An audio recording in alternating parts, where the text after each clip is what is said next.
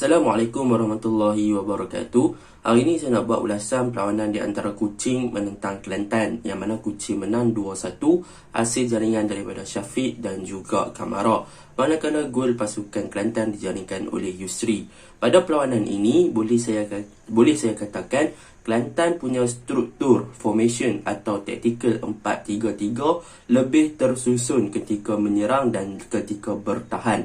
Jadi kita boleh nampaklah bentuk dan juga corak permainan pasukan Kelantan ketika berada di atas padang berbanding pasukan Kuching City, yang mana pada perlawanan ini boleh saya katakan gerakan ataupun tactical ataupun struktur pasukan Kuching City yang menggunakan formation 4-4-2 nampak tidak sangat tersusun. Bahkan dalam open gameplay dan juga ball position di bahagian tengah, boleh katakan yang mereka ini bermain seakan-akan direct football dan banyak kehilangan bola disebabkan mistik mereka sendiri dan interception yang dilakukan oleh pemain-pemain Kelantan.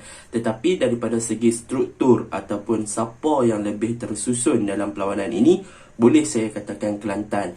Cumanya Kelantan tiada luck di bahagian striker ataupun attacking force pasukan Kelantan gagal memanfaatkan peluang-peluang yang ada untuk menyudahkan peluang tersebut kepada jaringan. Baiklah, tanpa membuang masa, mari kita masuk ke dalam ulasan perlawanan. Saya akan mulakan ulasan perlawanan dengan pasukan Kelantan. Apakah kelebihan dan juga kekuatan Kelantan yang boleh saya puji pada perlawanan semalam?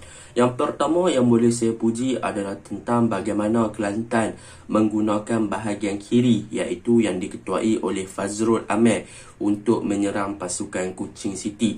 Pada perlawanan ini kita boleh lihat banyak gerakan Kelantan tertumpu di bahagian kiri disebabkan ada pemain yang lincah dan muda, iaitu Fazrul Amir, yang memang memberi ancaman dan juga memberi masalah besar kepada pertahanan Kuching City. Kita boleh tengok gerakan-gerakan yang menarik dilakukan oleh Fazrul Amir, gelecekan yang menarik, berjaya beat 2-3 pemain Kuching City lalu melakukan cutback ataupun masuk ke dalam kotak penalti. Tetapi sayanglah gerakan-gerakan yang terbina ataupun yang dibina oleh Fazrul Amir ni kebanyakannya gagal disudahkan kepada jaringan, dan hantaran-hantaran cutback dia pun kadang-kadang gagal diterima dengan baik oleh barisan hadapan pasukan Kelantan pada perlawanan semalam. Tetapi memang pujian patut diberikan kepada Fazrul Amir sebab menunjukkan satu corak permainan yang menarik di bahagian kiri pada perlawanan semalam. Itu yang pertama yang boleh saya puji untuk pasukan Kelantan. Yang kedua, apa yang boleh saya puji untuk pasukan Kelantan adalah mengenai peranan fullback mereka, iaitu Daniel Hadri di bahagian kanan dan juga Syarul di bahagian kiri, yang mana kedua-dua fullback ataupun right back dan juga left back Kelantan semalam bermain dengan sangat baik daripada segi ofensif dan juga bertahan, yang mana kedua-dua player di bahagian kanan dan juga bahagian kiri ataupun right back dan juga left back pasukan Kelantan ni bermain dengan sangat-sangat efisien untuk membantu bahagian sayap pasukan Kelantan ketika build up atau ketika menyerang. Bahkan ketika bertahan pun mereka menjalankan tugas dengan sangat-sangat baiklah untuk mematahkan serangan yang dilakukan oleh Kuching City yang bermain secara direct. Dan kita boleh tengok banyak gerakan Kuching City tersangkut di bahagian tengah dan juga bahagian kanan serta bahagian kiri disebabkan kecemerlangan fullback pasukan Kelantan inilah, kecuali gol yang dijaringkan melalui Syafiq.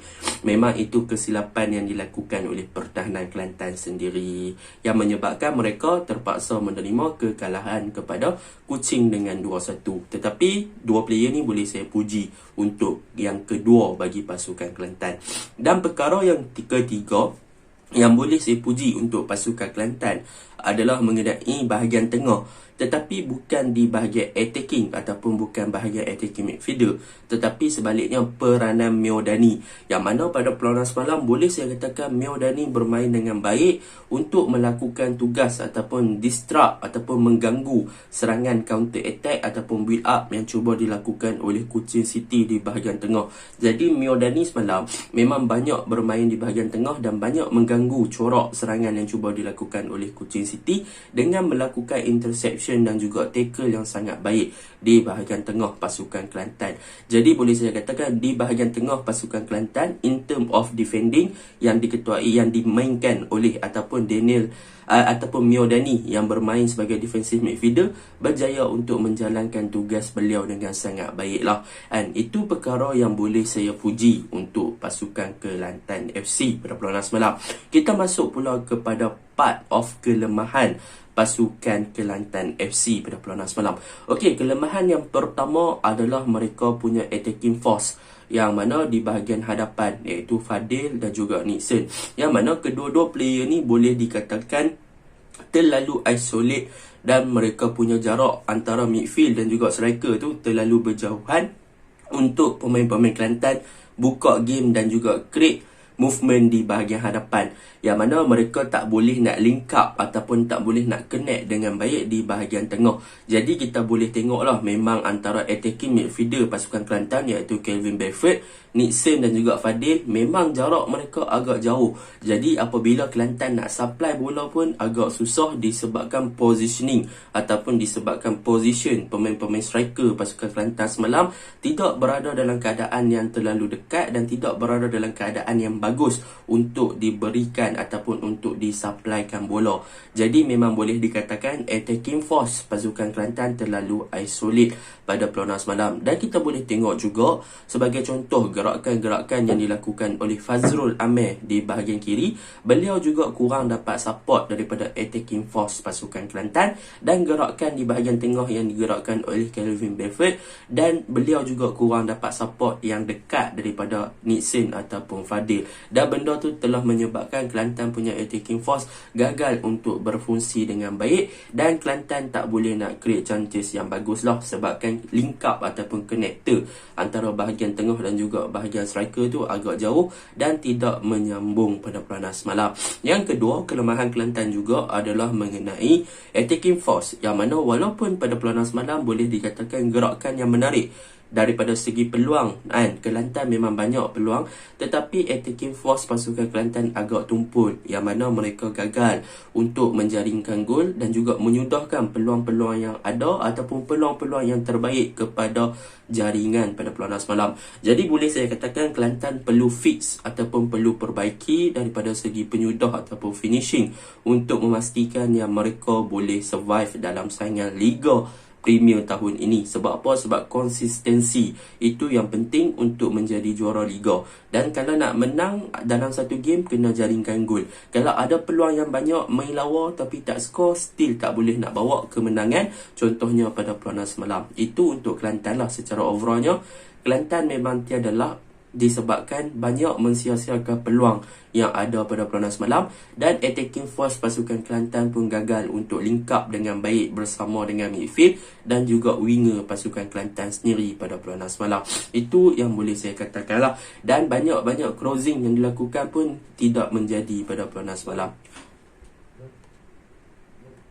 Dan untuk pasukan Kuching City pula pada perlawanan semalam, daripada segi tersusunnya game, mereka tidaklah bermain sebagai struktur yang agak tersusun ataupun agak kemas. Sebaliknya, mereka banyak gerakan-gerakan mereka kehilangan bola di bahagian tengah dan berjaya dipintas dan dipatahkan oleh bahagian tengah ataupun pertahanan Kelantan.